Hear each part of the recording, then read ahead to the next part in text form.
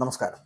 ഇറാനെ വളഞ്ഞ American പടക്കപ്പലുകൾ, missile തുപ്പുന്ന കപ്പലുകൾ ഇറാനെ വളഞ്ഞിരിക്കുന്നു.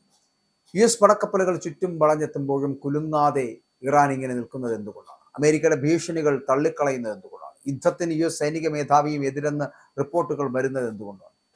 ഇറാനുമായിട്ട് യുദ്ധമില്ലെന്ന് പറയുന്നവർ വ്യാജന്മാരാണെന്ന് പറയപ്പെടുന്ന ട്രംപിന്റെ വാക്യം ശ്രദ്ധിക്കുക. എന്തുകൊണ്ടായിരിക്കും അത്തരത്തിലൊരു വാചകം പറഞ്ഞത്? സൈനിക മേധാവി തനിക്കൊപ്പമെന്ന് വാദിച്ചുകൊണ്ട് പ്രസിഡന്റ് ഡൊണാൾഡ് ട്രംപ് മുന്നോട്ട് പോകുന്നത് എന്തുകൊണ്ടായിരിക്കും? ലബനനിൽ നിന്ന് ജീവനക്കാരെ ഒഴിപ്പിച്ച് അമേരിക്കയുടെ അടിയന്തര നീക്കം നടത്തുന്നത് എന്തിന്റെ പേരിലായിരിക്കും? ഇതാണ് ഞാൻ ആദ്യം പറഞ്ഞത്. ഇറാനെ വളഞ്ഞ അമേരിക്കൻ പടക്കപ്പലുകൾ വരുന്നു. മിസൈൽ തുപ്പുന്ന കപ്പലുകൾ ഇറാനെ വളയാൻ പോകുന്നു. അപ്പോൾ US പടക്കപ്പലുകൾ ചുറ്റും വളഞ്ഞെത്തുമ്പോഴും കുലുങ്ങാത്ത അവസ്ഥയിലാണ് ഇറാൻ. ആണവ വിഷയങ്ങളിൽ അമേരിക്ക മുന്നോട്ട് വെക്കുന്ന നിലപാടുകളെ അവർ തള്ളുകയാണ് ചെയ്യുന്നത്. ഇതിനിടെ US സൈനിക മേധാവിയും യുദ്ധത്തിലേക്ക് നീങ്ങുന്നതിനെതിരാണ് എന്നാണ് പുറത്തു വന്ന വാർത്തകൾ. ഈ വാർത്ത തള്ളിക്കൊണ്ട് വൈറ്റ് ഹൗസ് രംഗത്ത് വന്നിരിക്കുന്നു. ഇറാനെതിരായിട്ടുള്ള സൈനിക നടപടിക്കെതിരെ ഉന്നത സൈനിക മേധാവി രംഗത്തെത്തി എന്നുള്ള റിപ്പോർട്ടുകളെ തള്ളിക്കൊണ്ട് US പ്രസിഡന്റ് ഡൊണാൾഡ് ട്രംപ് മുന്നോട്ട് വരുന്നു. ഇത്തരം വാർത്തകൾ പൂർണ്ണമായും തെറ്റാണ് എന്നും ഭരണകൂടത്തിൽ ഭിന്നതയില്ല എന്നും ട്രംപ് വ്യക്തമാക്കുന്നു. ട്രൂത്ത് സോഷ്യൽ പ്ലാറ്റ്ഫോമിലൂടെയാണ് ട്രംപ് തന്റെ നിലപാട് വ്യക്തമാക്കിയിരിക്കുന്നത്. Joint chiefs of staff chairman general Dan Caine ഇറാനെതിരായിട്ട് സൈനിക നീക്കങ്ങളെ എതിർത്തതായിട്ടുള്ള വ്യാജ വാർത്ത അടക്കം മാധ്യമങ്ങൾ പ്രചരിപ്പിക്കുകയാണെന്ന് ട്രംപ് കുറ്റപ്പെടുത്തുന്നുണ്ട്. അപ്പോൾ ഇത്തരം പ്രചരണങ്ങൾക്ക് യാതൊരു അടിസ്ഥാനവുമില്ല എന്നാണ് അദ്ദേഹം പറയുന്നത്. ഇറാനുമായിട്ടുള്ള വിഷയത്തിൽ ജനറൽ കെയ്ൻ കൂടുതൽ കരുതലോടെയാണ് സംസാരിക്കുന്നത് എന്ന തരത്തിൽ നേരത്തെ റിപ്പോർട്ടുകൾ വന്നിരുന്നു. ഉക്രൈനിലേക്കും ഇസ്രായേലിലേക്കും ഒക്കെ ഉള്ള US സഹായം കാരണം ആയുധ ശേഖരത്തിൽ ഉണ്ടായിട്ടുള്ള കുറവും സൈനിക നഷ്ടം സംബന്ധിച്ചുള്ള ആശങ്കകളും പെന്റഗൺ ഉദ്യോഗസ്ഥർ പങ്കുവയ്ക്കുന്നുണ്ട് എന്നുള്ളതാണ്. മാത്രമല്ല, എന്നാൽ ഈ വിവാദങ്ങളൊക്കെ പൂർണ്ണമായിട്ടും തള്ളിക്കളഞ്ഞ ട്രംപ് ജനറൽ കെയ്ൻ തന്റെ ഭരണകൂടത്തിന്റെ നിലപാടിനൊപ്പമാണ് എന്ന് ഉറപ്പിച്ച് പറയുന്നുമുണ്ട്. യുദ്ധം ആഗ്രഹിക്കുന്നില്ല എങ്കിലും ഇറാനെതിരെ സൈനിക നടപടി ആവശ്യമായി വന്നാൽ അത് എളുപ്പത്തിൽ വിജയിക്കുമെന്നതാണ് കെയ്ന്റെ അഭിപ്രായം. ട്രംപ് ഇതുമായിട്ട് ബന്ധപ്പെട്ടുള്ള കാര്യങ്ങൾ തന്നെയാണ് പറയുന്നത്. ജനറൽ കെയ്ൻ ഒരൊറ്റ കാര്യമേ അറിയൂ, അത് ജയിക്കാൻ മാത്രമാണ്.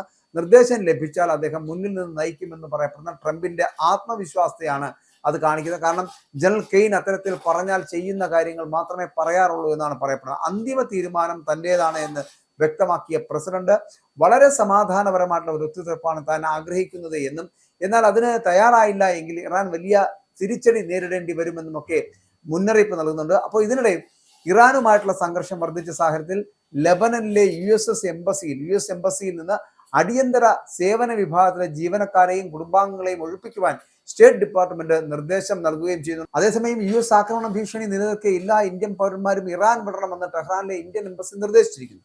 ജനുവരിയിൽ പുറപ്പെടുവിച്ച ഉത്തരവിന്റെ തുടർച്ചയായിട്ടാണ് ഇപ്പോഴുള്ള നിർദ്ദേശം വന്നിരിക്കുന്നത്. ഇറാനിലെ മാറിക്കൊണ്ടിരിക്കുന്ന സാഹചര്യം കണക്കിലെടുത്ത് വിദ്യാർത്ഥികൾ, തീർത്ഥാടകർ, വ്യാപാരികൾ, വിനോദസഞ്ചാരികൾ തുടങ്ങിയവർ ലഭ്യമായിട്ടുള്ള മാർഗങ്ങൾ ഉപയോഗിച്ച് രാജ്യം വിടണമെന്നുള്ളതാണ് ഇന്ത്യയുടെ തീരുമാനം എന്ന് പറയപ്പെടുന്നത്. രാജ്യങ്ങൾ വാണിജ്യ വിമാനങ്ങൾ ഉൾപ്പെടെ നിലവിൽ ഗതാഗത സൗകര്യങ്ങൾ പൗരന്മാർ ഉപയോഗപ്പെടുത്തണമെന്നുള്ള നിർദ്ദേശം ഇപ്പോൾ മുന്നോട്ട് വന്നിരിക്കുന്നു. ഇറാനെതിരെയുള്ള US ആക്രമണം ഏത് നിമിഷവും ഉണ്ടായേക്കാം എന്നുള്ള റിപ്പോർട്ടുകളാണ് ഏറ്റവും പുതിയതായിട്ട് വരുന്നത്. പിന്നാലെയാണ് പുതിയ നീക്കം. എല്ലാ ഇന്ത്യക്കാരും അതീവ ജാഗ്രതയാണ് പാലിക്കേണ്ടതെന്നും പ്രതിഷേധങ്ങൾ നടക്കുന്ന സ്ഥലങ്ങളിലേക്ക് പോകരുതെന്നുമുള്ള ജനുവരിയിലെ നിർദ്ദേശം അല്ലെങ്കിൽ മുന്നറിയിപ്പ് എംബസി വീണ്ടും ആവർത്തിക്കുകയാണ്. എംബസിയുമായിട്ടുള്ള നിരന്തര സമ്പർക്കം പുലർത്തേണ്ടത് ആവശ്യമാണ് എന്ന് പറയുന്നുണ്ട്. മാത്രമല്ല, പ്രാദേശിക മാധ്യമങ്ങൾ നിരീക്ഷിക്കേണ്ടതുണ്ട് എന്നുള്ള മുന്നറിയിപ്പ് നൽകുന്നുണ്ട്.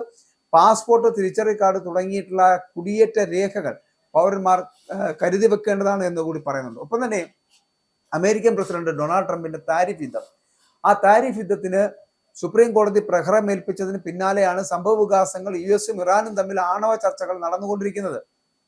ചർച്ചയുടെ അടുത്ത ഘട്ടം എന്ന് പറയുന്നത് വ്യാഴാഴ്ച നടക്കാൻ പോകുന്നു. അതേസമയം അത്യാധുനിക യുദ്ധക്കപ്പലുകൾ, യുദ്ധവിമാനങ്ങൾ തുടങ്ങിയ ഈ സന്നാഹങ്ങൾ വിന്യസിച്ച് പശ്ചിമേഷ്യയിൽ US തങ്ങളുടെ സൈനിക ശേഷി ശക്തമാക്കിക്കൊണ്ടിരിക്കുകയാണ് എന്ന് തന്നെയാണ് വരുത്തി തീർക്കേണ്ടത്. നയതന്ത്ര ചർച്ചകൾക്കാണ് തങ്ങൾ പ്രാധാന്യം നൽകുന്നത് എന്നും അമേരിക്കയുടെ ആവർത്തിച്ചുള്ള ഭീഷണി നിലനിൽക്കുന്ന സാഹചര്യത്തിൽ ഏതു തരത്തിലുള്ള പ്രകോപനങ്ങളെയും നേരിടാൻ തയ്യാറാണ് എന്ന് ഇറാൻ വ്യക്തമാക്കുകയും ചെയ്യുന്നുണ്ട്. ഒരു കാര്യം വളരെ വ്യക്തമാണ്, ഏത് നിമിഷമാണോ യുദ്ധം പൊട്ടിപ്പുറപ്പെടുന്നത് ആ നിമിഷം ഇറാനെ തകർത്തിരിക്കുമെന്നുള്ള ഉറപ്പിലാണ് ഇസ്രായേലും അമേരിക്കയും. ഇറാനെ വളഞ്ഞ അമേരിക്കൻ പടക്കപ്പലുകൾ എത്തുമ്പോൾ അവിടെ മിസൈൽ തുപ്പുന്ന കപ്പലുകൾ, അത് ഇറാനെ വളയുന്ന ഒരു സാഹചര്യം കൂടി ഉണ്ടാകുന്നുണ്ട്. പക്ഷെ ഇതിൽ നിന്നൊക്കെ രക്ഷപ്പെടുവാൻ ഇറാന് കഴിയുമോ എന്നുള്ളതാണ് ഒരു വലിയ ചോദ്യചിഹ്നമായി നമുക്ക് മുന്നിൽ നിൽക്കുന്നത്.